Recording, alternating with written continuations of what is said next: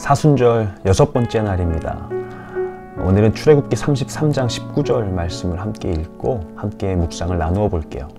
여호와께서 이르시되 내가 내 모든 선한 것을 내 앞으로 지나가게 하고 여호와의 이름을 내 앞에 선포하리라. 나는 은혜 베풀 자에게 은혜를 베풀고 긍휼히 여길 자에게 긍휼을 베푸느니라. 출애굽기 33장은 하나님과 모세 사이에 있었던 협상에 대한 말씀입니다.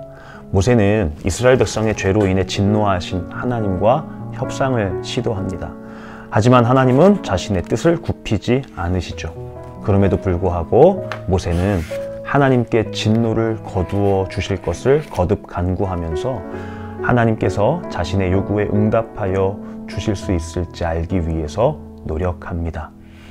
하나님께서는 은혜로우십니다.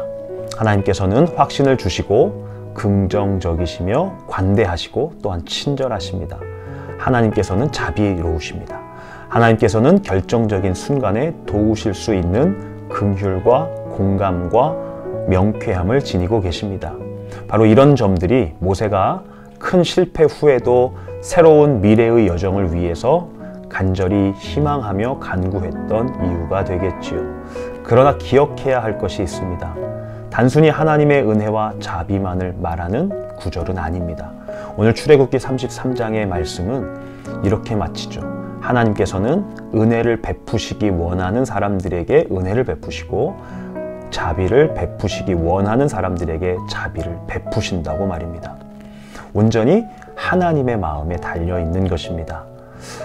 비록 곤란한 거래를 하는 것 같긴 하지만 모세는 미래가 참되신 하나님께 달려있고 그것을 우리가 가져다 쓰는 것은 아니라는 것을 분별할 수 있는 사람이었습니다. 우리의 미래는 분명히 하나님의 인도하심에 달려 있습니다. 그래서 때로는 우리의 생각과 우리의 모습, 우리의 뜻대로 결정되지 않을 때도 있습니다. 이스라엘은 그렇기 때문에 스스로가 매력적으로 여기던 길, 또 우상들을 다 포기해야 했습니다. 그때 하나님께서 그들에게 자비와 은혜를 베푸셨기 때문입니다. 실패, 그 다음에 있을 미래는 우리가 생각하고 우리가 원하는 대로가 아닌 온전히 하나님께 달려 있다는 것을 알아야 합니다. 그런데 그 하나님의 길은 분명히 풍성한 은혜와 자비의 길입니다. 그 길은 하나님의 방식에 따른 길이지 우리의 방식에 따른 것은 아니라는 것도 기억해야겠죠. 그러므로 하나님을 믿고 하나님을 알며 하나님을 위해 산다고 말하는 사람들은 분명히 스스로를 분별해 보아야 하고 또 하나님 앞에 선 모습을 점검해 보아야 합니다. 믿음의 사람들은 자신의 방식대로 살아가지 않습니다. 우리는 모세처럼 자기 자신만의 방식이 아니라 하나님이 계획하신 미래의 여정을 걸어갈 수 있도록 결단해야 합니다. 여러분, 우리의 미래를 하나님께 걸어보시면 어떨까요?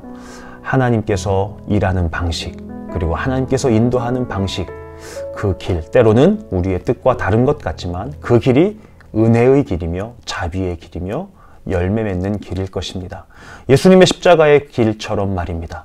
우리 그 십자가의 길을 묵상하며 부활의 영광을 기대할 수 있는 하나님의 일하는 방식에 우리의 인생을 던지는 믿음의 사람들이 될 수 있으면 참 좋겠습니다. 기도하시겠습니다.